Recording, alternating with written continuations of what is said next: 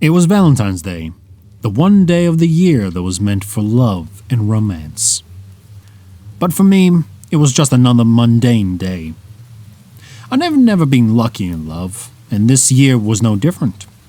As I walked down the empty streets, I couldn't help but feel a sense of loneliness creeping up on me. The only sound I could hear was my own footsteps echoing through the deserted alleyways. I decided to spend the evening at home, wallowing in self-pity and drowning my sorrows in a bottle of wine. But as I reached my front door, I noticed something strange. There was a single rose lying on my doormat, with a card attached to it. Confused, I picked it up and read the card. "Happy Valentine's Day, my love. You will find your perfect match tonight." At first, I brushed it off as a strange prank. But as I entered my house, I had a strange feeling that someone was watching me. I chalked it up to my overreactive imagination and proceeded to pour myself a glass of wine. Just then, I heard a knock on my door. Thinking it was probably a delivery boy, I opened the door without a second thought. To my surprise, there was no one there.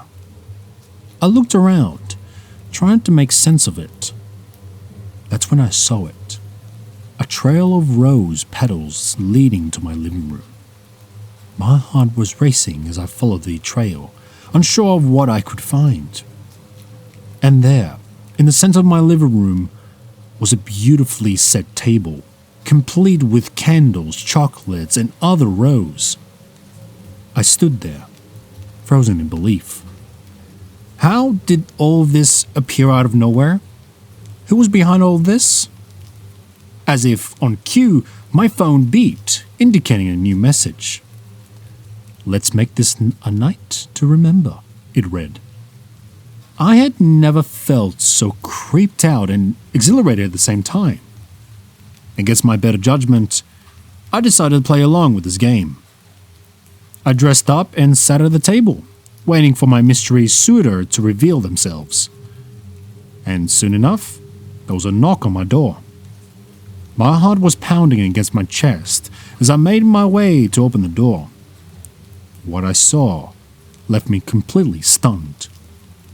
It was my ex-boyfriend, Jake. We had broken up 6 months ago, and I hadn't seen or heard him since. He had been my first love, but our relationship had ended on a bitter note. "Jake? What are you doing here?" I asked, my voice trembling. He didn't say a word, but instead handed me a bouquet of red roses, my favorite. Before I could say anything else, he leaned in and kissed me. I was caught so off guard, but soon I found myself kissing him back.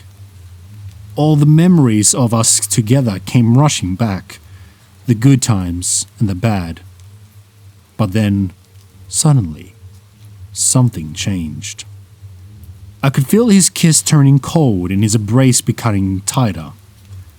I pushed him away, feeling a deep sense of unease. "What's wrong, Jake?" I asked, my voice shaking. He didn't answer, but instead reached for my hand. I tried to pull it away, but he held it tight, his grips getting stronger by the second. I could feel my fingers turning blue as he started leading me towards the dining table. "Sit," he demanded in a cold, harsh voice. I was too scared to protest, so I sat as he instructed. He sat opposite me, staring at me with an intensity that made me shiver. "You ruined my life, Emma." He finally spoke, his words filled with venom. I don't understand what he meant. Our breakup had been mutual, but it wasn't a big deal. Before I could say anything, he produced a knife from under the table. My eyes widened in fear as he held the sharp blade to my throat, threatening to end my life. "You won't get away with this, Jake," I managed to say, my voice trembling. But he just smiled and said, "I already have. We'll be together forever, Emma." That's when I finally understood. He meant to kill me and spend eternity with me as his prisoner. I tried to scream, but he covered my mouth with his hand.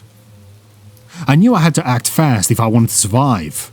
In a moment of adrenaline, I pushed him away and ran towards the door. But as I reached for the doorknob, a loud bang came from behind me.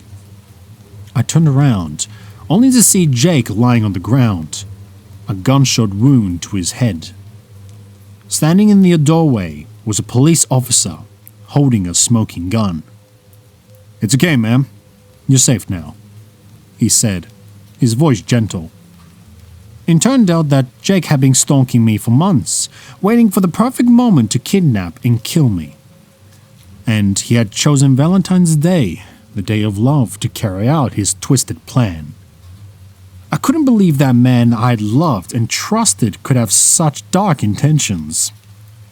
As I sat in the police station, giving my statement, I couldn't stop shaking. It wasn't just the shock of almost being killed, but also the realization that Valentine's Day would never be the same for me.